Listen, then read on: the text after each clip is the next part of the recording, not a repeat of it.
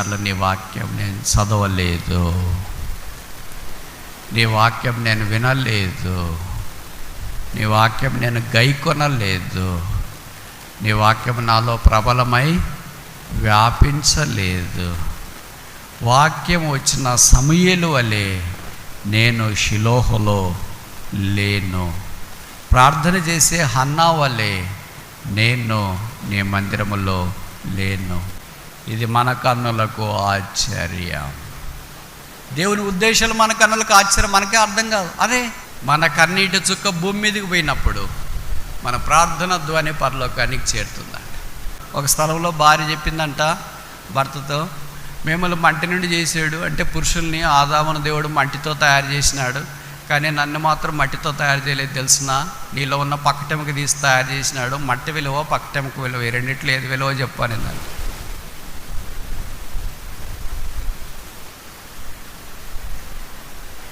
చెప్పరేంటి? ఏది విలువ, ఏది బరువు, ఏది బలం, ఏది బలం? మట్టే ఎముకలా? సందేహం లేకుండా ఎముకలే బలం. కానీ ఎముకలు ఏ స్థలంలో ఉంటే ఆ స్థలంలో ఉంటే ఘనం. ఒకవేళ ఆరోగ్యం బాగాలేకుండా అనారోగ్యంతో ఉండి అటు ఇటు అయిపోయి పడకబట్టి బయటకు వచ్చినారనుకోండి, వాళ్ళని సంబోధించేటప్పుడు ఏంటి అట్లా అయిపోయారు, ఎముకలు కూడా అయిపోయినారు ఏంటి, గుర్తుపట్టకుండా అయిపోయారేంటి? అన్ని ఎముకలు వేసుకొని తిరిగితే ఎవరైనా మనల్ని ఇష్టపడతారా? ఆ ఎముకలకు రక్తము మాంసము ఇవన్నీ పూస్తేనే కదా అందాల ఉలకబోసి వ్యక్తిగా మార్చబడుతున్నారు. చూస్తేనే అబ్బా బ్రదర్ ఎంత బాగున్నాడు, సిస్టర్ ఎంత బాగుంది, ఎంత అందంగా కనిపిస్తున్నారు, పిల్లలు ఎలాగున్నారంటారు. కానీ పైనుండి కింద దాకా ఎముకలు వేసుకున్నాం అనుకో, 100+ ఎముకలు. మాకు కొంతమంది ఫోన్లు చేసి చెప్తుంటారు, బ్రదర్ అని చెవులు చిల్లలు పడుతుంటాయి. ఇట్లాంటి వాళ్ళు కూడా విన్నారా? ఇట్లాంటి పురుషులు కూడా ఉన్నారా? ఇట్లాంటి స్త్రీలు కూడా ఉన్నారా? ఇట్లాంటి పిల్లలకు కూడా ఉన్నారా? బ్రదర్ మా ఆయన వాక్యం చెప్తాడు, బల్లలో పాలు పొందుతాడు, సోమవారం నుండి శనివారం దాకా దెబ్బలు కొట్టని రోజే లేదు బ్రదర్. ఎవరిని సిస్టర్? పిల్లల్ని? కాదు బ్రదర్, నన్నే. సరేలేండి సిస్టర్, తర్వాత మాట్లాడు. What a shocking and shameful it is. కొంతమంది ఇక్కడ కూర్చున్నారేమో, లైవ్లో కూడా వింటున్నారేమో, వాళ్ళు ఏమనుకుంటున్నారు, ఇది ఆత్మీయత అని అనుకుంటున్నారేమో. కాదు, ఇలా మోసపోవద్దు, సాతాను బంధకాలు ఎప్పుడో నువ్వు ఉండిపోయావని అర్థము. సమూయేలు మొదటి గ్రంథము 3వ అధ్యాయం 1 Samuel chapter 3 verse 1.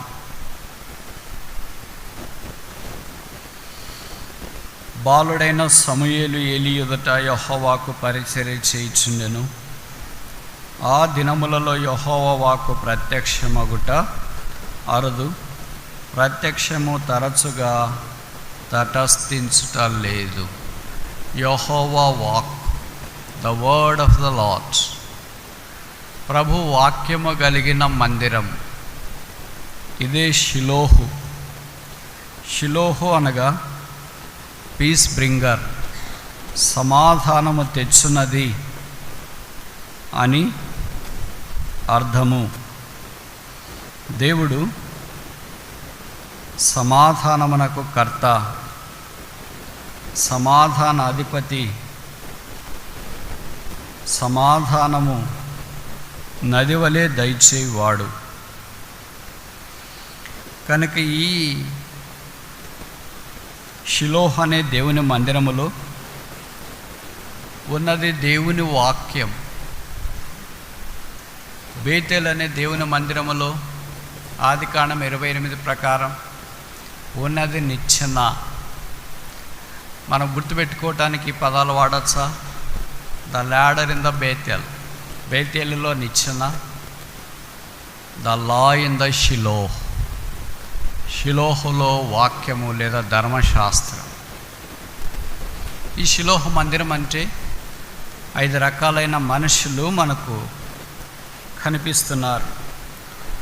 మొదటి వ్యక్తి ఏలీ, యాజక ధర్మము జరిగించువాడు. ఏలీ అంటే మై గాడ్. ఏలీ ఏలీ లామా సబక్తాని, యేసు ప్రభు వారు సిలువలో వేసిన కేక్. కనుక నా దేవా నా దేవా నన్నెందుకు ఏలి అంటే అర్థము నా దేవా, నా దేవా, నా దేవా. చాలా మంచి పేరే. అయితే అంతం వరకు ఆ పేరుకు తగినట్లు జీవించలేకపోవడము విషాదకరమైన సంగతి. ఆయనకిద్దరు కుమారులు ఉన్నారు. వీళ్ళు రెండవ రకం. మొదట ఆయన పేరు ఒఫ్నీ, అంటే దట్ ఓవర్కమ్స్, విజయము తెచ్చువాడు అని అర్థం. రెండవ వ్యక్తి ఫినెహాస్, మైటీ, బలమైనవాడు, పరాక్రమం గలవాడు, ఇలాంటి అర్థాలు. తండ్రి యొక్క స్థానాన్ని వారు భర్తీ చేయలేకపోగా అనేకుల దేవుని మందిరానికి రావటానికి వారిద్దరు ఆటంకము కలిగినట్లుగా వాక్యంలో మనం చూస్తాం. ఇది షిలోహులో ఉన్న రెండవ రకం. మూడవ రకం, ఈ మందిరానికి ఎఫ్రాయిము మన్యము నుండి ఎల్కనా అనే వ్యక్తి కూడా వచ్చినట్లు కుటుంబముతో పాటు సమూయేలు మొదటి గ్రంథము మొదటి అధ్యాయంలో మనకు కనిపిస్తుంది. ఈ ఎల్కనా దేవుని యందు భయభక్తులు కలిగిన వాడే, కానీ అంత దేవుని మీద ఆసక్తి లేనివాడు. రావడం, భార్యను తను తోడొచ్చిన వాళ్ళని మందిరంలో షిలోహులో వదలడం, ఆయన బయట పనులన్నీ చూసుకురావడం, మళ్ళీ ప్రార్థన అయిపోయిన తర్వాత వాళ్ళని తీసుకొని వెళ్ళడం. మనలో చాలామంది ఇలాగే ఉంటారు, బ్రదర్స్ కానీ సిస్టర్స్ కానీ. వచ్చి బ్రదర్స్నో సిస్టర్నో పిల్లల్లో మందిరంలో వదిలేస్తారు. వాళ్ళు బయట పనులన్నీ, చేపల చెరువులు, రొయ్యల చెరువులు, అన్ని చెరువులు చూసుకొని వచ్చి ప్రార్థన అయిపోయిందా, మీటింగ్ అయిపోయిందా అని అప్పుడు తీసుకెళ్తుంటారు. వాళ్ళు కూర్చోరు. మీరు మందిరంలో కూర్చోవచ్చు కదంటే వాళ్ళు అంటారు, మాకు అంత ఎక్కడ టైం ఉందండి. మందిరంలో కూర్చోటానికి ఈ లోకంలో మనుషులకు టైం లేదు. మరి దినానికి టైం వస్తుంది, నరకంలో కూర్చోవాలా. అక్కడ పని లేదు, మూడు లేవు, పని లేదు, ఉపాయం లేదు, ఆలోచన లేదు. ఈ మూడు లేకపోతే ఎలాగుంటారు ఊహించుకోండి. ఎంత నరకం మాదిరి ఉంటుంది. అందుకే వాళ్ళు నరకం అంటారు. ఈ శత్రువుకు కూడా రాకూడదు అంటారు. కొంతకాలానికి ఎలాగంటే నరకంలో మరి యుగాయుగాలు ఎంత ఘోరం అది. ఆయనకి ఎల్కనా లాంటి వాళ్ళు విశ్వాసులే, మంచోళ్ళే, మందిరం అంటే ఇష్టమే, కానీ లోపలికి రారు, ఆత్మీయ వలయంలోనికి రారు, ప్రభులోనికి రావటానికి ఇష్టపడరు, ఆత్మీయ అంతర్భాగములో ప్రవేశించడానికి వాళ్ళు ఇష్టపడరు. బయట ఎన్ని పనులు చెప్పినా, ఎంత ప్రయాసపడమన్నా, రాత్రింపగలు ప్రయాసపడమన్నా మొదటి స్థానంలో వాళ్ళు ఉంటారు. వీళ్ళు ఎల్కనాలు. ఈ మూడు రకాలైన మనుషులే మందిరంలో ఉంటే బహుశా మనం మందిరంకి రానవసరం లేదనుకుంటా. మందిరం కూడా అవసరం లేదు. ప్రభుకు స్తోత్రాలు. 4-5వ రకం మనుషులు కూడా మందిరాల్లో ఉన్నారు. వారే శేషం. వారిని బట్టే ఇదేనా మందిరాలు మూతివేయబడకుండా కాపాడబడుతున్నాయి. ఈ 4వ రకము హన్నా, ప్రార్థన చేసే స్త్రీ. సమూయేలు మొదటి గ్రంథంలో ఆమె పేరు ప్రస్తావించబడిన సంగతి మనకు పరిచయం. అన్నా అంటే గ్రేషియస్, కృపగలిగిన అని అర్థం. ఆమె దయ పొందిన దయాప్రాప్తురాలు, కృపకు పాత్రురాలు, దేవుని సన్నిధిలో నిత్యము ప్రార్థించటానికి పూనుకున్న స్త్రీ. ప్రార్థన చేసే హన్నాలు ఉన్నంత దాకా ఎల్కనాలు కానీ, ఏలీలు కానీ, ఒఫ్నే, ఫినెహాసులు కానీ బహిర్గతంగా కనిపించినా వారు దేవుని వాక్యము పొందగలిగే సమూయేలును తీసుకొని రాలేరు. ప్రార్థన చేసే హన్నాలు మాత్రమే తీసుకొని రాగలరు. A weeping woman can only bring a person who can bring the word of God. Where there is no weeping, there is no word of God. ఎక్కడ ఏడ్పు లేదో అక్కడ వాక్యము లేదు. 5వ ఆఖరిది సమూయేలు మందిరంలో ఉన్నాడు. బాలుడే. ఇలాంటి కఠినమైన దినాల్లో ఏ స్త్రీ వదిలిపెడుతుంది మందిరంలో? అన్నీ అనుకూలంగా ఉన్నప్పుడు చూస్తాంలేండి, మందిరానికి పంపిస్తాము అని అంటారు. చాలామంది యవనస్తుల్ని లేదా పెద్దోళ్ళని మందిరానికి రమ్మంటే వాళ్ళు ఏం చెప్తారు? ఏం బాగుందండి మందిరం, ఎవరు బాగున్నారండి, సేవకుడు బాగున్నారా, ఎల్డర్స్ బాగున్నారా? మేము ఎవరు బాగలేదు కదా, మీరన్నా వచ్చి మమ్మల్ని బాగు చేయొచ్చుగా, రావట్లేదేంటి? మేము ఎవరు బాగలేము, మంచిది, నైస్ స్టేట్మెంట్. మీరు వచ్చి మమ్మల్ని బాగు చేయొచ్చు కదా, మరి మమ్మల్ని బాగు చేయడానికి రావట్లేదంటే ఉద్దేశం ఏంటి? మేమంతా బాగుపడతామని భయమా, లేకపోతే మేమంతా బాగున్నాం కనుక నువ్వు బాగుపడతావని నీకు భయమా? ఈ రెండిట్లో ఏదో ఒకటి ఉండాలిగా. కాణని చెప్పి తప్పించుకోవడానికి చాలామంది సిద్ధంగా ఉంటారు, కానీ దైవ సాన్నిధ్యాన్ని ప్రేమించి దివ్యవాక్యం వినటానికి కొరకాయి దివ్యాంగులు లాంటి వాళ్ళు పరుగులు తీస్తూ ప్రవాహం వల్లే దేవుని మందిరంలో అడుగు పెడుతున్నా ఆరోగ్యం కలిగిన వారు నిరాసక్తితో వీపుని తిప్పుకునేది మందిరాన్ని విడిచిపెట్టిపోవడం దుర్లభం, దురదృష్టం. సమయాల దగ్గరికి దేవుని వాక్యము వచ్చింది. 5 రకాలైన మనుషులు వచ్చిన మనము ఈ 5 రకాల్లో ఏ రకమైన మనుషులు? ఏలిలాగా ఊరికే సాధారణంగా కనిపించి నామినల్ బిలీవర్గా కనిపిస్తున్నామా? ఒఫ్ని ఫుని హాసులు, కోర్స్ వీళ్ళు కర్రగట్టిన వాళ్ళు, మనం వాళ్ళ గురించి ఎంత తక్కువ మాట్లాడితే అంత మంచిది. 3వ రకం ఎల్కన్నా, వెరీ మోడెస్ట్ బిలీవర్, అత్తిపత్తి లాంటి వాళ్ళు. అంటే తాకితే ముడుచుకుంటారు, వదిలేస్తే మళ్ళీ తెరుచుకుంటారు. వాళ్ళని ఎవరు టచ్ చేయకూడదు, వాళ్ళతో ఎవరు మాట్లాడకూడదు, వాళ్ళు ఎవరికి సహాయం చేయరు, వాళ్ళు కూడా వేరే వాళ్ళ సహాయం కోరుకోరు. అలాంటి వాళ్ళు మోడెస్ట్ బిలీవర్స్ చాలామంది ఉన్నారు. కఠినంగా ఉన్నాయా? వాస్తవాలు కఠినంగా ఉంటాయి. పిల్లలు జ్వరం వచ్చినప్పుడు మాత్ర వేసుకోవడం ఇష్టం ఉండదు. ఎందుకని? చేదు. చక్కెర వేసుకోవడం ఇష్టం. ఎందుకని? తీపి. ఎవరికైతే వాక్యం చేదుగా అనిపిస్తుందో వాళ్ళ జ్వరం వచ్చిన పిల్లలు, ఎవరికైతే వాక్యం చక్కెర వలె అనిపిస్తుందో వాళ్ళు షుగర్ బీపీ పేషెంట్లు. దోషులు వేసుకుంటారు. పాపం ఎన్ని వేసుకున్నా కంట్రోల్ కావట్లేదు. ప్రభుకు స్తోత్రాలు. ఈ దేవుని వాక్యము బయలుదేరుతోడనే వెలుగు కలుగుతుంది. అందుకే ఆ దినాల్లో ప్రజలు వెలుగు పొందారు. ఎలకనాల వలె ఉండొద్దు. రక్షణ పొందినాడేమో బహుశా మందిరికి వస్తున్నాడు, ఏటేటా వస్తున్నాడు, క్రమం తప్పకుండా. ఒకడే వచ్చేది కాదు, కుటుంబంతో పాటు కూడా వస్తున్నాడు. ఎంత మంచిది, అంత తేలిక కాదు కుటుంబంతో పాటు రావాలంటే. ఒకళ్ళిద్దరు రావాలంటే కష్టం, కానీ కుటుంబం అంతటినీ తీసుకొని ఎఫ్రాయిము మన్యము నుండి షిలోహు దగ్గరికి ఏటేటా వస్తున్నాడు. ఏ రోజు ట్రబుల్ క్రియేట్ చేయలేదు. Is not a trouble maker, neither a trouble shooter, but trouble లుక్కర్.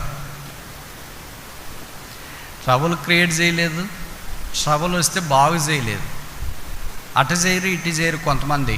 అంటే ఎలాంటి వాళ్ళు అంటే వాళ్ళు మేలు చేయరు కీడు చేయరు, సాధు స్వభావం.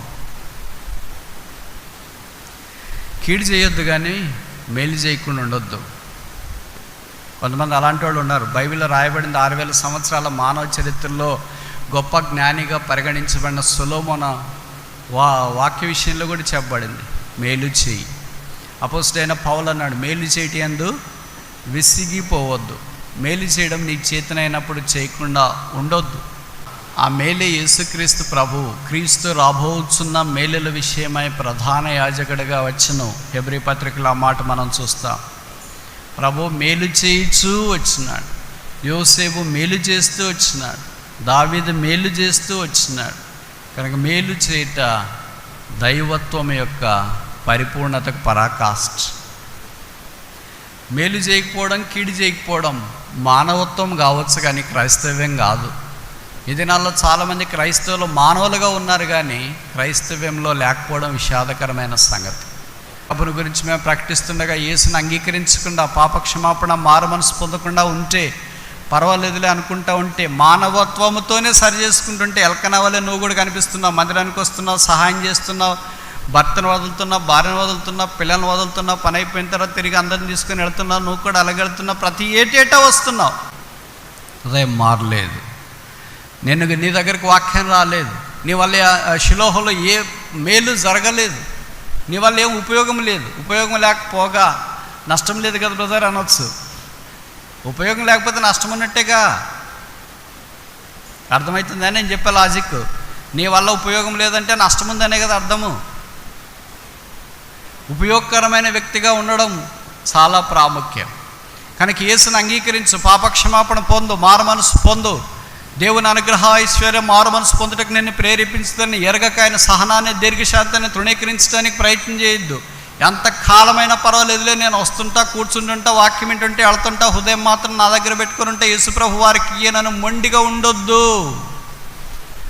ఒక దినం వస్తుంది ప్రభు రాకడా. ఒకవేళ ఆయన రాకడా ఆలస్యమైతే మన పోకడు వస్తే ఈ లోకాన్ని విడిచిపెడితే ఎక్కడికి వెళతాం? రెండే మార్గాలు ఉన్నాయని మనకు తెలుసు కదా, పాతాళం, పరలోకం. పరలోకానికి వెళ్ళాలంటే యేసుక్రీస్తు ప్రభు వారి యొక్క రక్తం చేత మన పాపాలు కడిగి శుద్ధీకరించుకుంటేనే వెళ్ళగలము. పాతాళానికి వెళ్ళాలంటే నువ్వు ఇప్పుడు ఎట్లున్నావు అట్లుంటేనే చాలు, ఇంకేం ఎక్కువ చేయాల్సిన పని లేదు, తక్కువ కూడా చేయాల్సిన పని లేదు. బైబిల్లో రాయబడింది, నరుని ఎదుట ఒక సరైనదిగా కనబడు మార్గం గలదు కానీ తుదకది మాడమనకు త్రోవ తీయను. మరలా యేసు ప్రభు యొక్క ప్రేమ సందేశం మీకు తెలియజేస్తున్నా. యేసు పాపుల రక్షకుడు, పాపుల మిత్రుడు, పాపుల స్నేహితుడు, పాపులను క్షమించుట కొరకు ఈ భూమి మీదకి దిగి వచ్చిన వాడు.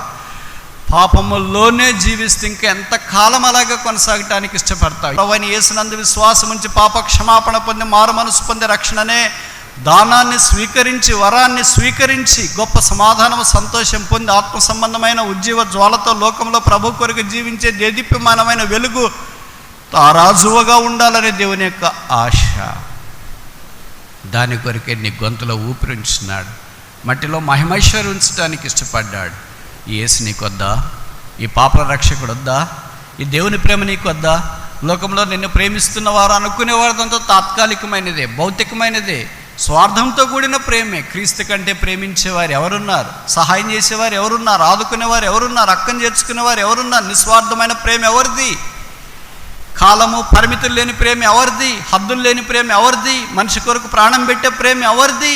ఈ దినాన్ని ఒక పూట భోజనం పెట్టడానికే మనిషిని ఇబ్బంది పడతాడే, ఒక జత బట్టలు ఇవ్వటానికే మనిషి ఇబ్బంది పడతాడే, ఒక రాత్రి పూట మనకి ఆశ్రయం ఇవ్వటానికే మనుషులు ఇబ్బంది పడతారే, ఒక దగ్గరికి డ్రాప్ చేయటానికి ఇబ్బంది పడతారే, ఒక 10 రూపాయలు ఇవ్వటానికే మనుషులు ఇబ్బంది పడతారే. అయితే ప్రాణం పెట్టడానికి ఎవరు దిగి వస్తారు? మనుషుడా, భర్త, భార్య, లోకమా, సమాజమా, నాయకుల, అధికారుల, గొప్పవార, సామంతుల, ధనికుల, ఎవరు? బైబిల్ సెలవిస్తుంది దేవుడు ఒక్కడే, దేవునికి నేను నరులకున్న మధ్యవర్తి ఒక్కడే, ఆయనే క్రీస్తు యేసు నరుడు. కాలము సంపూర్ణమైనప్పుడు ఆయన దేవుని కుమారుడయుండి మానవుడిగా మానవ ఆకారమున రక్త మాంసమును ధరించి భూమి మీదకి ఆరాధించినాడు. పాపం మెరుగని దేవుని గొర్రెపిల్ల మన పాపాలన్నీ మోసుకొని శిలువ మీదకి వెళ్ళి తల మీద ముళ్ళ కిరీటం, ముఖం మీద ఉమ్మి, చేతుల్లో మేకులు, దేహమంతా కోడ దెబ్బలు, ప్రక్కలో బల్లెపోటు, కాళ్ళలో మేకులు, శిలువ మీద అచేతనంగా వేలాడదీయబడి భూమికి ఆకాశానికి మధ్యలో మానవుని కోటి యొక్క పాపమంతటిని భరించి నా దేవా నా దేవా నన్ను ఎందుకు చేయవిచ్చితమని కేక వేసి దేవుని చేత నిత్యత్వము నుండి నిత్యత్వము దాకా ఏనాడు విడవని లోకరక్షకుడైన యేసుక్రీస్తు ప్రభు వారు ఆ శిలువ మీద మన పాపముల కొరకై విడవబడి రక్తము కార్చి చనిపోయి సమాధి చేయబడి తిరిగి లేచిపోబడి మహామహనీయ ఏ మానవుడు సమీపింపరాని అద్వితీయ తేజస్సులో మహామహుడయుండి శ్రీమంతుడు, అద్వితీయ సత్యవంతుడు, రాజులకు రాజు, ప్రభులకు ప్రభువు, సర్వభూపతులకు అధిపతి అయిన లోకరక్షకుడు చేతులు చాపి మానవాళ్ళని ఆహ్వానిస్తున్నాడు. ఈ రక్షణ వద్దా? ఈ పాపక్షమాపణ వద్దా? ఈ మారు మనసు వద్దా? దేవుడు నేను ప్రేమిస్తున్నాడు, అందుకే తన కుమారుని లోకంలో మనకు ఈవిగా ఇచ్చినాడు. పాపముతో పతనమై మనము కూడా పాతాళం వైపు పరుగులు తీస్తున్నప్పుడు, లోకంలో చదువు కొరకు, డబ్బు కొరకు, ఇల్లు కొరకు, వాకిలి కొరకు, ఇది కావాలా ఇది కావాలా ఇది కావాలా ఇది కావాలని ప్రయత్నిస్తున్నప్పుడు దేవుడు పైనుండి ప్రకటించినాడు, నేను నీకు ఒక బహుమానం ఇవ్వబోతున్నాను, ప్రజలందరికీ నీ కలుగుబో మహా సంతోషకరమైన సువార్తమానం నేను మీకు తెలియజేయించున్నాను. ఆయన నా కుమారుడని యేసుని మీ కొరకు పంపిస్తాను. ఆయన మీ కొరకు ప్రాణం పెట్టడానికి శిలువ మీదకి వెళ్తాడు. శిలువలో ప్రాణం అర్పించి చనిపోయి సమాధి చేయబడి తిరిగి లేస్తాడు. ఆ ప్రియ ప్రభువుని అంగీకరిస్తారా? ఎవరైతే యేసుని అంగీకరించలేదు, పాపక్షమాపణ మారు మనసు పొందలేదు, ఇంతకంటే గిఫ్ట్ ఇవి దేవుడు ఇంకేమి ఇవ్వాలి నీకు? అందుకే పౌలు దీన్ని అన్నాడు కొరింథీయులకు రాస్తూ 2వ పత్రికలో, అన్స్పీకబుల్ గిఫ్ట్స్, చెప్పసఖ్యము కాని వరం, యేసుక్రీస్తు ప్రభు. ఈ వరాన్ని స్వీకరించినావా? ఈ ప్రేమను అంగీకరించినావా? ఈ ప్రేమ నాకొద్దని తృణీకరించినావా? ఇది మనం బ్రతుకుతున్నామంటే ఎవరి గుండె, ఎవరి రక్తం, ఎవరి ప్రాణం, ఎవరి ఊపిరి, ఎవరి చలువ, ఎవరి ప్రేమ, ఎవరి త్యాగం, ఎవరి సమర్పణ, నీదా, భర్తదా, భార్యదా, పిల్లలదా, ఆరోగ్యమా, డబ్బా, మందల, ఏంటి మరి? నిస్వార్థమైన క్రీస్తు శిలువ ప్రేమ, దైవ ప్రేమ, దివ్య ప్రేమ, పరలోక ప్రేమ, ఇది నన్ను మనల్ని బ్రతికిస్తుంది. అందుకే యేసుప్రభు అన్నాడు, నా శరీరము తిని నా రక్తము త్రాగువాడు నిత్యజీవము గలవాడు, అంచె దినాన వానిని లేపోదన్నా. ఇది దేవుని మందిరంలో మనకు కనిపిస్తుంది. ప్రభువైన యేసును అంగీకరించకపోతే స్వీకరించి పాప క్షమాపణ పొంది ఆ దేవుని రాజ్యంలో వారసుడు కావాలని కోరుతున్నా. ప్రభువుని అంగీకరించిన మన సంగతి ఏంటి మరి? మనమే దేవాలయం, మనం చేరువచ్చే స్థలమే దేవాలయం. దేవాలయంలో దేవుని వాక్యము సమూయేలు లాంటి వారి ద్వారా బయలుదేరాలని దేవుడు కోరుతున్నాడు. సమూయేలు ద్వారా దేవుడు వాక్యం బయలుదేరి చేసినాడు. దాని మొదలుకొని బెర్షెబా దాకా ఆయన నోట్లో నుండి బయట వచ్చిన ఏ ఒక్క మాట కూడా తప్పిపోలేదు. అలాంటి వారి దినా దేవునికి అవసరం. ఒకే ప్రార్థన చేసే వ్యక్తి, ఒకే వాక్యం ప్రకటించే వ్యక్తి. షిలోహులో దేవుని మహిమ తిరిగి వస్తుంది. దేవుని జనమా, దేవుని సంఘమా, ఏలిలాగా, ఓఫ్నే ఫినెహాసులని ఏలి కుమారులాగా, ఎల్కనలాగా ఎంతకాలం వచ్చిపోతారు? అన్నా వలె ప్రార్థన చేసే స్త్రీలు లేరా? సమూయేలు వలె వాక్యం ప్రకటించేవారు లేరా? వారిద్దరు ఉన్నంత దాకా దేవుని మందిరంలో వెలుగుంది. అది ముయ్యబడదు, అది తెరవబడుతుంది. దేవుని మహిమ ఉంటుంది, దేవుని మందసం అక్కడ ఉంది. ఈ కాబోదు కానేరదు. మన వ్యక్తిగత కుటుంబ సంఘ జీవితాల్లో దేవుని మహిమ వర్ధిల్లి విస్తరించాలని దేవుని యొక్క ఉద్దేశం. ఇదిగో దేవాలయం కంటే గొప్పవాడు ఇక్కడ ఉన్నాడు. దేవాలయంలో దేవుని వాక్యము వెదజల్లబడుతుంది. నీ వెలుగు, నీ సత్యము బయలుదేరజేయనిమ్ము. అది నాకు త్రోవ చూపిస్తుంది. అది ఎక్కడికి త్రోవ చూపిస్తుంది? నీ నివాస స్థలానికి త్రోవ చూపిస్తుంది. నీ మందిరంలో నేను ప్రవేశిస్తున్నాను. యెషయా గ్రంథం 6వ అధ్యాయంలో చెప్పబడింది కదా, యెరూషలేములో వాక్యం ఉందని, సీయోనులో ధర్మశాస్త్రం ఉందని ప్రజలు ప్రవాహం వలె వస్తున్నారు. The star attraction of the house of God is the manifestation of the word of God. Where there is a manifestation of the word of God, there is attraction of the people who are starving but for the food. ఎవరైతే ఆత్మ సంబంధమైన ఆహారం లేక ఎండిపోయి డసిపోతున్నారో అలాంటి కరువులో ఉన్న వారిని ఆకర్షించగలిగేది దేవుని వాక్యమే. మత్తయి 4:4 చెప్పబడింది, మనుషుల రొట్టె వల్ల మాత్రమే కాక దేవుని నోటి నుండి వచ్చు ప్రతి మాట వలన జీవించును. ఆ వాక్యము యేసుక్రీస్తు ప్రభువే. యోహాను రాసిన సువార్త 1వ అధ్యాయంలో మనం చూస్తాం 14వ వచనం, ఆ వాక్యము శరీరధారి అయి కృపాసత్య సంపూర్ణుడిగా మన మధ్య నివసించి. కనుక మనం ఎక్కడ తిరిగినా ఎక్కడికి వస్తున్నాం? పాత నిబంధన ఎక్కడ తిరిగేసినా భూమి గుండ్రంగా ఉందని కొత్త నిబంధనలు యేసు ప్రభు దగ్గరికి వస్తున్నాం. Christ is the word of God, Christ is the law, Christ is the ladder, Christ is the light, Christ is the life, Christ is the lamp, Christ is everything for all of us. క్రీస్తే మన నిచ్చెన, క్రీస్తే మన ధర్మశాస్త్రము, క్రీస్తే మన జీవము, క్రీస్తే మన గొర్రెపిల్ల, క్రీస్తే మన కొరకు ప్రభు. Christ is the law. We started with the Lord, ending with the Lordship. నిచ్చెనతో ఆరంభించబడి ప్రభు యొక్క ప్రభుత్వంతో మనం ముగించబడుతున్నాం. సరే, మీరు అనుమతిస్తే దేవుని వాక్యముని గురించి కొత్త నిబంధన మొదటి పుస్తకంలో చెప్పండి 5 విషయాలు త్వరగా చూచి ముగించడానికి ప్రయత్నం చేస్తా. మొదటి మత్తయి సువార్త, gospel according to Matthew chapter 12 verse 4, 12:4. మత్తయి 12:4. అతడు దేవుని మందిరములో ప్రవేశించి యాజకులే తప్ప తానైనను తనతో కూడా ఉన్నవారైనను తినకూడని సమకపు రొట్టెలు తినెను. మరియు యాజకులు విశ్రాంతి దినమున దేవాలయంలో విశ్రాంతి దినమును ఉల్లంఘించి నిర్దోషులై ఉన్నారని మీరు ధర్మశాస్త్రమందు చదవలేదా? ఇది మత్తయి సువార్తలో ఎన్నిసార్లు రాశారు? ఏది చదవలేదా? Have you not read, have you not read, have you not read, have you not read. మీరు చదవలేదా, చదవలేదా, చదవలేదా, చదవలేదా అంటే అర్థమేంటి? చదివినాము కానీ గుర్తులేదు, చదివినాము కానీ కనపడలేదు, చదివినాము కానీ క్యాచ్ చేయలేదు. ప్రభు మరలా అంటారు, మీరు చదవలేదా, మీరు చదవలేదా. మీరు కనీసం 5 సార్లు రాశారు మత్తయి సువార్తలు. చూడండి, పై వచనం, మత్తయి సువార్త 12వ అధ్యాయం 3వ వచనం. ఆయన వారితో ఇట్లనెను, తానును తనతో కూడా నున్న వారిని ఆకలికొని ఉండగా దావీదు చేసిన దాన్ని గూర్చి మీరు, ఈ మాట మీరు ఆలకించి, మీరంటే ఎవరు?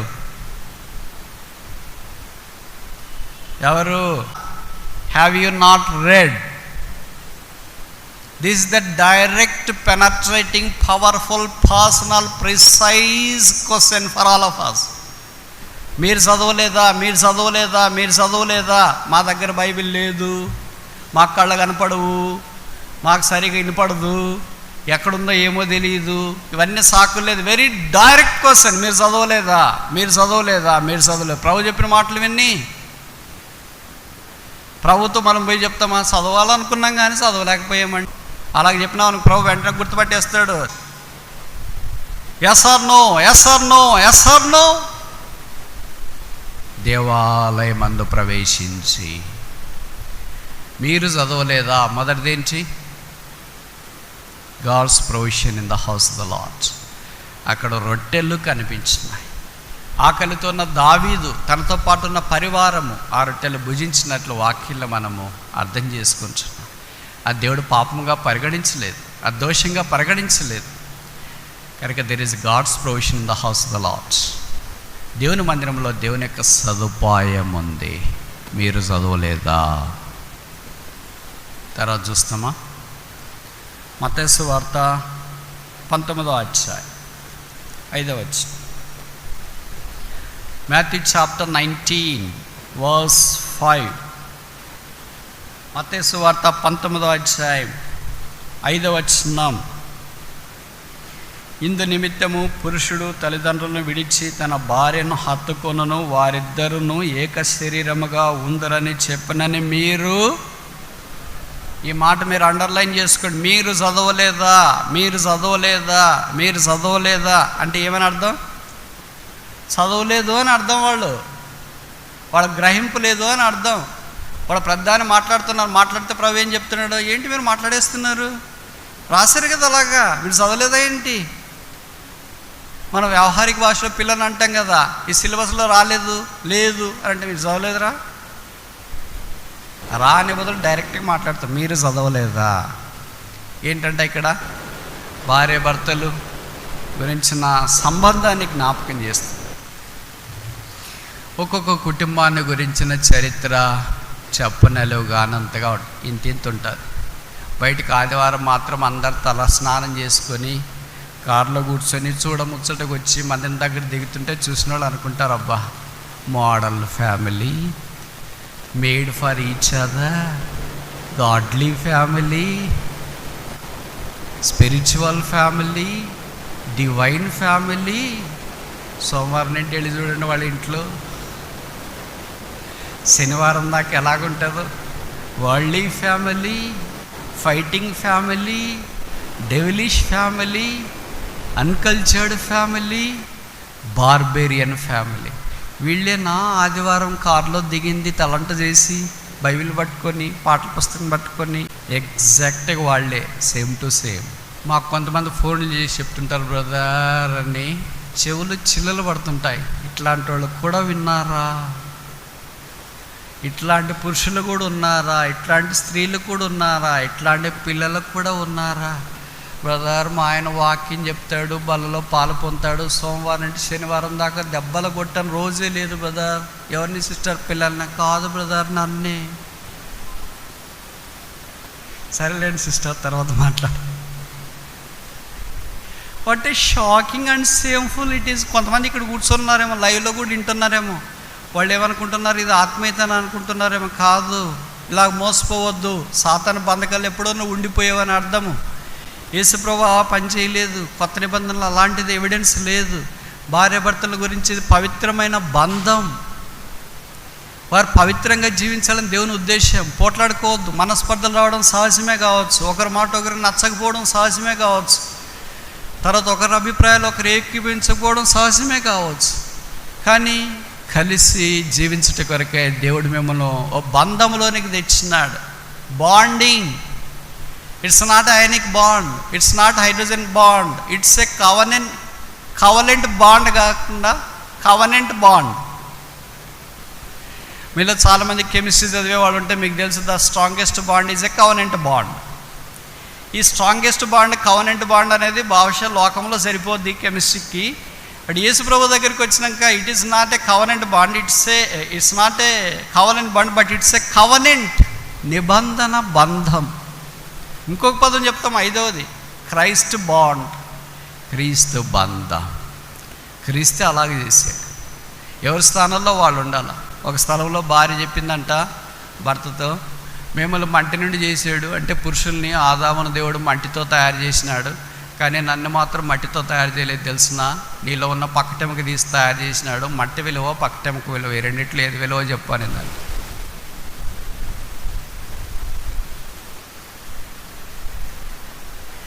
చెప్పరేంటి? ఏది విలువ, ఏది బరువు, ఏది బలం, ఏది బలం? మట్టే, ఎముకలా? సందేహం లేకుండా ఎముకలే బలం. కానీ ఎముకలు ఏ స్థలంలో ఉంటే ఆ స్థలంలో ఉంటే ఘనం. ఒకవేళ ఆరోగ్యం బాగాలేకుండా అనారోగ్యంతో ఉండి అటు ఇటు అయిపోయి పడకబట్టి బయటకు వచ్చినారనుకోండి, వాళ్ళని సంబోధించేటప్పుడు ఏంటి అట్లా అయిపోయారు, ఎముకలు కూడా అయిపోయినారు ఏంటి, గుర్తుపట్టకుండా అయిపోయారేంటి? అన్ని ఎముకలు వేసుకొని తిరిగితే ఎవరైనా మనల్ని ఇష్టపడతారా? ఆ ఎముకలకు రక్తము, మాంసము ఇవన్నీ పూస్తేనే కదా అందాల ఉలకబోసి వ్యక్తిగా మార్చబడుతున్నారు. చూస్తేనే అబ్బా బ్రదర్ ఎంత బాగున్నాడు, సిస్టర్ ఎంత బాగుంది, ఎంత అందంగా కనిపిస్తున్నారు, పిల్లలు ఎలాగున్నారంటారు. కానీ పైనుండి కింద దాకా ఎముకలు వేసుకున్నాం అనుకో, 100+ ఎముకలు, ఎవరన్నా తీసుకెళ్తారా? ఎవరన్నా ఇష్టపడతారా? ఎవరికైనా అది అవసరమా?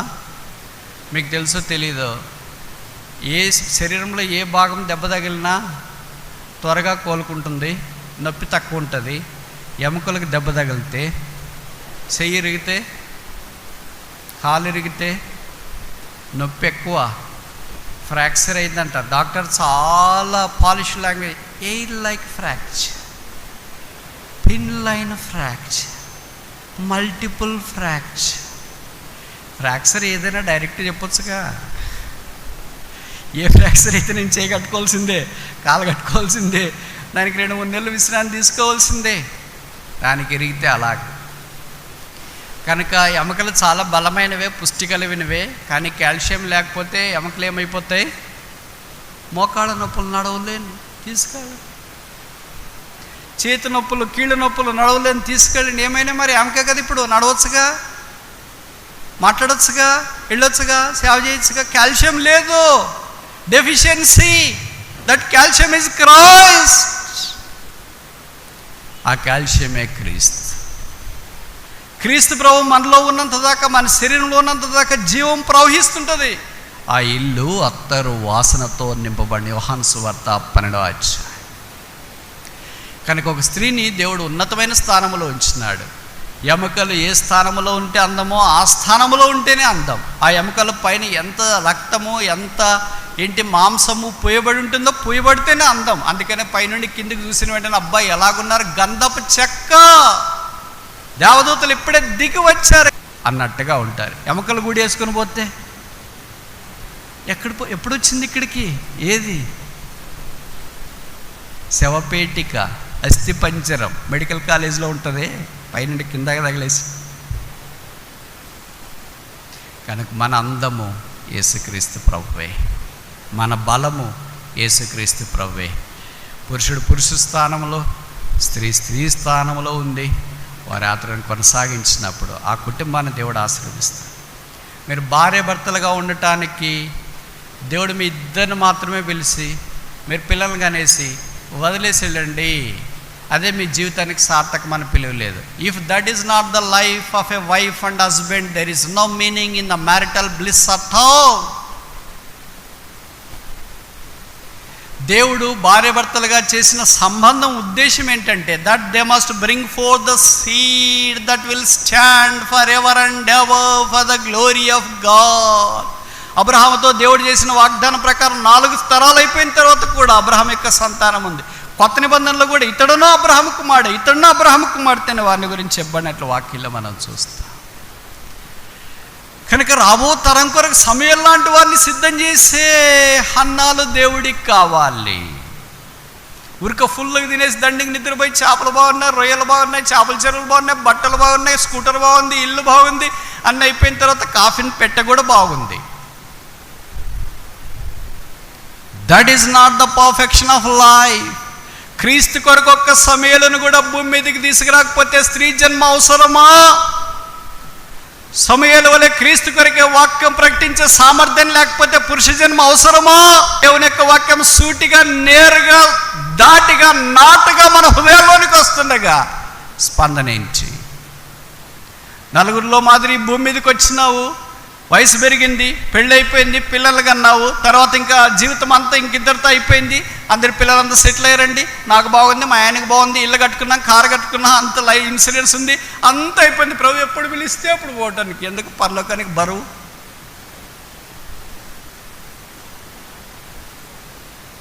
నేను చెప్పే మాటలు మీకు అర్థమవుతున్నాయా? ఇది ఇంతొక్కటి అయిపోతే అకంప్లిష్ అయినట్లు కాదు. That is not the meaning of the life at all. Prepare one Samuel, prepare one Hannah, prepare one Moses, prepare one such person. అలాంటి వారి జీవితాల ద్వారా ఎంత మార్పు. ఇప్పుడు ప్రతి ఏ మందిలో వెళ్ళినా హన్న ఖచ్చితంగా ఒకళ్ళు ఉంటారు, సమయంలో ఖచ్చితంగా ఒకళ్ళు ఉంటారు. ఆంధ్రప్రదేశ్లో ఎంతమంది ఉండాలి, భారతదేశంలో ఎంతమంది ఉండాలి, ప్రపంచంలో ఎంతమంది ఉండాలి? మన పేరు ఎవరైనా పెట్టుకుంటారండి? మనం రాసుకోవాల్సిందే మన కార్కి బ్రైటీ, సన్నీ, స్మైలీ, స్వీటీ, క్యూటీ అని. పక్కన వీధిలో పొరపాటును కూడా మన పేరు పెట్టుకో. ఎన్ని కార్లు కొంటావు అన్ని కార్లకు రాసుకో, ఎన్ని బండ్లు కొంటావు అన్ని బండ్లకు రాసుకో. కానీ ఎవరైనా రాస్తారా? నిలబడే పరిచయం, అబాయిడింగ్ మినిస్ట్రీ. దేవుడు దాని కొరకాయ మనం అనిపించిన, అదే లేకపోతే నిష్ప్రయోజనం. హన్నాను గురించి చెప్పబడింది, ఆమె ప్రార్థన చేసింది కనుక దేవుడు ప్రార్థనలకి సమయాలను పంపించిన వాక్యం ప్రకటించేవారు. ఒక బైబిల్ పండితుడు అన్నాడు, whenever our tears fall into the ground, our prayer transcends to the heaven. మన కన్నీటి చుక్క భూమి మీదకి పోయినప్పుడు మన ప్రార్థన ధ్వని పరలోకానికి చేరుతుందంట. They are directly proportional to one another. ఒకసారి చెప్పనా? అంటే ప్రార్థన చేసేటప్పుడు అంత కన్నీరు రావాలంటే ఎట్లా వస్తుంది బ్రదర్ అని అంటారు. ప్రార్థన చేసేటప్పుడు అంత కాదు, భారం ఉన్నప్పుడు వస్తుందిగా. కిందకి ఎన్ని చుక్కలు రాలినాయో పైకి అన్నిసార్లు ప్రార్థన ప్రతిధ్వనించింది. Where there are no tears on the ground, there is no echo in the heaven. ఇది ఎట్లా? ఇన్ని పొరపాట్లు, ఇన్ని పతనాలు, ఇన్ని అవమానాలు, ఇన్ని ఓటమి, ఇన్ని కురుంగదల, ఇంత దిగజారిపోయి ఎలాగా? How can why? 2 చూసినా తొందరగా చూసి ముగిస్తామా? ఏంటి? మీరు చదవలేదా? God's provision in the house of the lord. దేవుని మందిరంలో దేవుని సదుపాయం, రొట్టెలు. 2వది, దేవుని మందిరంలో గాడ్స్ పార్ట్నర్షిప్, కలిసి పనిచేయటం, భార్య భర్తల గురించిన ప్రస్తావన. మూడవది మత్తయి సువార్త మత్తయి 21:16. వీరు చెప్పునది వినుచున్నావా అని ఆయనను అడిగిరి. అందుకు యేసు, వినుచున్నాను. బాలుర యొక్కయు చంటి పిల్లల యొక్కయు నోట స్తోత్రము సిద్ధింప చేసిటవన్నమాట మీరెన్నడూ ఏంటి? ఈ మాట మీరు గుర్తుపెట్టుకోవాలా. చదవలేదా? మీరు చదవలేదా? మీరు చదవలేదంటే బైబిల్లో ఉన్నవాళ్ళు కాదు, మనమే. మీరు చదవలేదంటే మీరంటే వేరే వాళ్ళని అనుకోవద్దండి, మనకే అది. మనం చదవలేదా? మనం చదవలేదా? మనం చదవలేదా? ఇదేంటి? Praise in the house of the lord. దేవుని మందిరంలో స్తుతి బాలుర నోట, సంటి పిల్లల నోట దేవుడు స్తుతి ఉంచి దాని ద్వారా ఒక దుర్గాన్ని స్థాపించాలని కోరుతున్నాడు. నాలుగవది 21 మాథ్యూ చాప్టర్ 21:42, మత్తయి 21:42. మరి యేసు వారిని చూచి, ఇల్లు కట్టు వారిని నిషేధించిన రాయి మూలకు తలరాయి ఆయను, ఇది ప్రభువు వల్లనే కలిగను, ఇది మన కన్నులకు ఆశ్చర్యం అన్నమాట మీరు లేఖనంలో ఎన్నడూ చదవలేదా? The purpose in the house of the lord. మీరు చదవలేదా? మీరు చదవలేదా? ఏమని? ఇది మన కన్నులకు ఆశ్చర్యం. దేవుని ఉద్దేశాలు మన కన్నులకు ఆశ్చర్యం. మనకే అర్థం కాదు. అరే, ఈ బ్రదరా, ఈ సిస్టరా, ఈ అన్న, ఈ అక్కన, వీళ్ళు ఎలాగ ఇంత దేవుడి కొరకు వాడబడుతున్నారు, ఇంతగా దేవుడు వారిని దీవించినాడు, ఇంతగా దేవుని కొరకు ప్రయాసపడుతున్నారు, ఇంతగా దేవుని కొరకు చెమట గారుస్తున్నారు, ఇంతగా దేవుని కొరకు కన్నీరు గారుస్తున్నారు, ఇంతగా దేవుని కొరకు చేయి చాపితే స్థానంలోనికి దేవుడు వారిని తీసుకుని వచ్చిన. ఇప్పుడు దాకా ఎన్ని చూసాము? 4 చూసినా. మొదటిది ఏంటి? మీరు చదవలేదా? గాడ్స్ ప్రొవిజన్, దేవుని సదుపాయం. రెండవది ఏంటి? మీరు చదవలేదా? గాడ్స్ పార్ట్నర్షిప్, దేవుడితో కలిసి పనిచేయటం. భార్య భర్తలు ఎలాగైతే కలిసి జీవిస్తున్నారో ప్రభుతో సంఘము కూడా కలిసి అలాగూ పనిచేయటం. మూడవది ఏంటి? Praise in the house of the lord. దేవుని మందిరంలో స్తుతులు బాలుర నోట, పిల్లల నోట ఆయన స్తుతులు ఏర్పాటు చేసి ఒక దుర్గమును స్థాపిస్తున్నాడు. మీరు చదవలేదా? నాలుగవది ఏంటి? నిషేధించబడిన రాయి మూలకు తలరాయి ఆయను, ద పర్పస్ ఆఫ్ గాడ్, దేవుని యొక్క ఉద్దేశం. 5వ దాకా చూసి ముగిస్తామా? మత్తయి సువార్త, gospel according to Matthew chapter 22:32. మత్తయి సువార్త 22వ అధ్యాయం. Matthew chapter 22:32. మృతుల పునరుత్థానమును గూర్చి నేను అబ్రహాము దేవుడను, ఇస్సాకు దేవుడను, యాకోబు దేవుడినై ఉన్నానని దేవుడు మీతో చెప్పిన మాట మీరు. మనం ఆలోచిస్తున్న మాట ఏంటి? మీరు చదవలేదా? చదవలేదా? చదవలేదా? పాత నిబంధనలో సమూయేలు దగ్గరికి వాక్యం వచ్చింది. కొత్త నిబంధనలో యేసు ప్రభువే వాక్యంగా మన మధ్యలో జీవించినాడు. ఇప్పుడు ఈ వాక్యం మన దగ్గర ఉంది. ఇప్పుడు మనకు ప్రశ్న ఏంటంటే, మీరు చదవలేదా? మీరు చదవలేదా? మీరు చదవలేదా? మీరు చదవలేదా? మత్తయి సువార్తలో కనీసం 5-6 సార్లు రాయవు. చదివామా లేదా?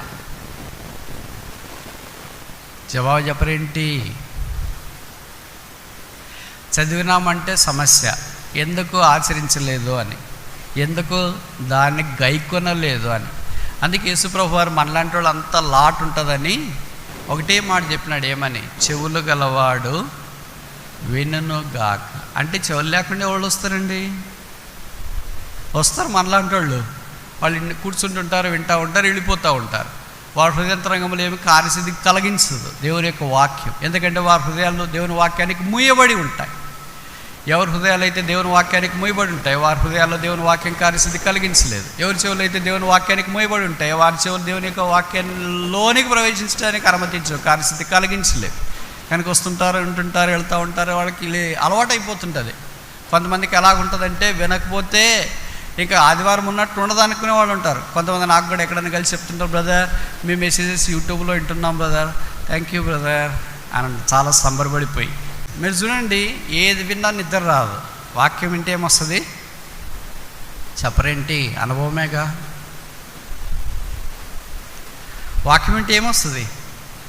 నిద్ర వస్తుంది. ఎట్టొస్తుందో అన్న మందిరంలో కూర్చుంటే నిద్ర వస్తుంది. కొంతమంది భలే చెప్తారు స్టోరీలు.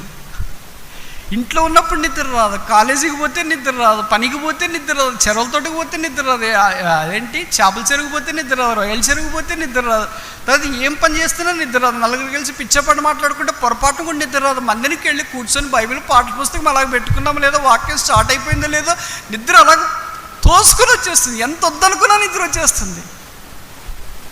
వస్తుంది కదా.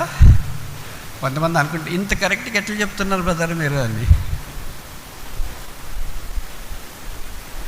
మీరు చదవలేదా? మీరు చదవలేదా? మీరు చదవలేదా? మన స్పందన ఏంటి? చదివాము కానీ ప్రభువా మాకు ఒంటు పట్టలేదు. కొంతమంది చెప్తుంటారు కదా, ఎంత తిన్నా ఇంతే ఉన్నావు కదరా, ఒంటు పట్టట్లేదు. కొంతమంది తక్కువ తింటారు, ఇంత ఉంటారు. దేవుని వాక్యం ఎంత తిన్నా ఒంటు పట్టట్లేదు. దేవుని వాక్యం మన జీవితాలు ప్రభావితం చేస్తుంది. ఈ వాక్యం మనల్ని కడుతుంది. ఈ వాక్యం మనల్ని బలపరుస్తుంది. ఈ వాక్యం మనల్ని ఆదరిస్తుంది. అందుకే కీర్తనకాడు అన్నాడు, నీ ధర్మశాస్త్రం ప్రేమించు వారికి ఎంతో నెమ్మది కలదు, వారు తూలి తొట్టిల్లటానికి కారణమేమీ లేదు. ఎవరి మనసు నీ మీద ఆనుకునో వారిని పూర్ణ శాంతి గలవానిగా చేసి. దేవుని వాక్యాన్ని చదవకపోతే, గైకోటానికి ఇష్టపడకపోతే, ప్రకటన గ్రంథం 1వ అధ్యాయం 3వ వచనంలో చెప్పబడింది కదా, ఈ ప్రవచన వాక్యాన్ని చదువువాడును వినవాడును గైకొనవాడును ధన్యుడు. కానీ మనం ఆ మూడిట్లో ఒకటి కూడా చేయకపోతే ఎలాగ ధన్యులు అవుతా? 2 కూడా చేయకపోతే ఎలాగ ధన్యులు అవుతా? మరి 3 చేయాలిగా, ఎలాగ ధన్యులు అవుతా? దేవుని వాక్యమే మనల్ని నిలబెడుతుంది. దేవుని వాక్యమే మనల్ని కడుతుంది. దేవుని వాక్యమే మనకు ఆశ్రయముగా ఉంటుంది. కనుక ఈ వాక్యమును ఉన్నట్లుగా అంగీకరించుట పరిశుద్ధాత్మ దేవుని ద్వారా మనకు ఇవ్వబడిన ధర్మోపదేశం. ఎవరి వాక్యాన్ని స్వీకరించి గైకొనటానికి పూనుకుంటారో వారి ద్వారా దేవుడు కార్యం జరిగిస్తాడు. మత్తయి సువార్తలో చెప్పబడినట్లు ఎవరు వాక్యం వినేసి వెళ్ళిపోతారో పట్టించుకోకుండా, వారు ఇసుక మీద పునాది వేసిన ఇంటి వలె ఉంటారు. ఎవరు వాక్యం విని ఈ ప్రకారంగా జీవించడానికి ప్రయత్నం చేస్తాం, కనీసం ప్రయత్నం అనే మాటలు రావాలి కదా.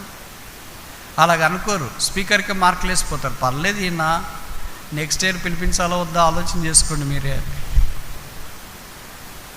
స్పీకర్కి మీరు మార్కులు వేసి పాస్ చేసినా ఫెయిల్ చేసినా ఆయనకి ఇచ్చే నష్టమేం లేదు, మనకే నష్టం. దేవుని వాక్యానికి స్పందించాలి. ఆయన ఇచ్చే ఆహారాన్ని తీసుకోవాలి. ఆయన ఇచ్చే ఆహారాన్ని నిరాకరిస్తే, తృణీకరిస్తే ఆకలితో అలమటిస్తే, తెప్పైన కుమారుడు అన్నట్లు నా తండ్రి ఇంట అనేకులకు ఏముంది? ఆహారము సమృద్ధిగా ఉంది. నేను ఇక్కడ ఆకలికి చచ్చిపోవచ్చున్నాను. యేసు ప్రభువుకు వెళ్ళపట్ట ఆకలి తాండవమాడుతుంది. యేసుక్రీస్తు ప్రభువులో మనము సమృద్ధిలోనికి తీసుకురాబడతాం. కనుక ప్రభు పరిశుద్ధాత్మ దేవుడు మనకు సహాయం చేసుకొనిది ఆ వాక్య సారాంశాన్ని మనం గుర్తించి గ్రహించి ఆ ప్రకారంగా జీవించటానికి ఇష్టపడాలని దేవుడు కోరుతున్నాడు. ఆఖరిది 5వది మనం చూసిన మాట ఏంటంటే the power of the word of God. దేవుని వాక్యము చేసే పని అది సుంకర్లను, పాపులను, చెడిపోయిన వారిని, భక్తిహీనులను, చేతగాని వారిని, బలహీనులను బలపరిచి పునరుత్థాన శక్తి యొక్క అనుభవంలోనికి వారిని తీసుకుని వస్తుంది. అప్పుడు వాక్యం ద్వారా ప్రోత్సహించబడిన వారం అవుతాం. సమూయేలు దినాల్లో అదే జరిగింది. దేవుని వాక్యము వెదజల్లబడింది. అపోస్తుల దినాల్లో అదే జరిగింది. బైబిల్ రాయబడింది, దేవుని వాక్యం ప్రబలమై వ్యాపించెను. దేవుని వాక్యం ప్రబలమై వ్యాపిస్తున్నప్పుడు వాక్యం 30ంతలుగా 60ంతలుగా 100ంతలుగా మనలో ఫలించాలని, మనం వాక్యానికి విధేయత చూపించాలని కోరబడుతుంది. కనుక ఫలించకపోతే దేవుని వాక్యం అనే విత్తనము మన భూమి సరైన విధానంలో సిద్ధపరచలేదని అర్థం. కనుక మనం సిద్ధపరచలేదు కనుక అది ఫలించడానికి అవకాశమే లేదు. ఎంత హృదయాలు మనం సిద్ధపరచుకుంటామో అంతగా ఫలించడానికి అవకాశం ఉంటుంది. వాక్యం ఉన్నదన్నట్లుగా అంగీకరించడానికి మనస్సు ఉండాలి. వాక్యమును వక్రంగా మనం చెప్పడానికి ధైర్యం చేయకూడదు, పూనుకోకూడదు. ఎందుకంటే వాక్యము యేసుక్రీస్తు ప్రభువే. దేవుని వాక్యమును నామము గలవాడు అని ఆయనకు పేరు పెట్టబడింది. ఆ నామములో ఆయన ఉన్న కారణం చేత మనం ఎట్టి పరిస్థితిలో ఉన్న వాక్యం యొక్క అనుభవంలోనికి తీసుకురాబడే అవకాశం ఉంది. ప్రాథమికమైన ప్రశ్న ఏంటంటే, దేవుని వాక్యానికి మనం ఎలాగ స్పందిస్తున్నాం? యేసు ప్రభు శిలువలో మన కొరకై రక్తము కార్చి చనిపోయి సమాధి చేయబడి తిరిగి 3వ దినాన్ని లేపబడ్డాడు. కనుక ఆ ప్రభువు వారు మరలా మనకు అవకాశం ఇస్తున్నాడు. అనేకసార్లు నీ వాక్యం నేను చదవలేదు, నీ వాక్యం నేను వినలేదు, నీ వాక్యం నేను గైకొనలేదు, నీ వాక్యం నాలో ప్రబలమై వ్యాపించలేదు. వాక్యం వచ్చిన సమూయేలు వలె నేను షిలోహులో లేను. ప్రార్థన చేసే హన్నా వలె నేను నీ మందిరములో లేను. నన్ను మీ రక్తం చేత కడిగి పరిశుద్ధపరచు, నా పాపములు క్షమించు, నా జీవితాన్ని మార్చు, నన్ను అంగీకరించు.